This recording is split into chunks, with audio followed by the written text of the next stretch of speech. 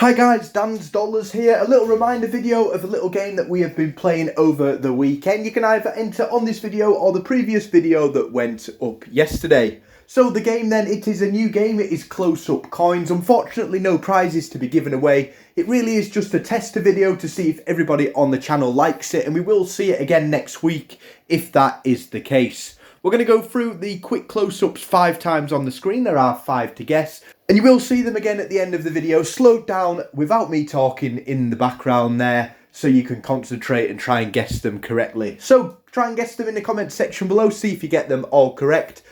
A couple of them are definitely harder than others. Number 5 is super difficult. Tomorrow then at 7 AM in the morning I'll upload the video. It might be quite early for some people, but definitely check in throughout the day tomorrow or whenever you can make it back onto YouTube. See how many you got correct. I'll go through everyone and let everyone know exactly which ones they got correctly.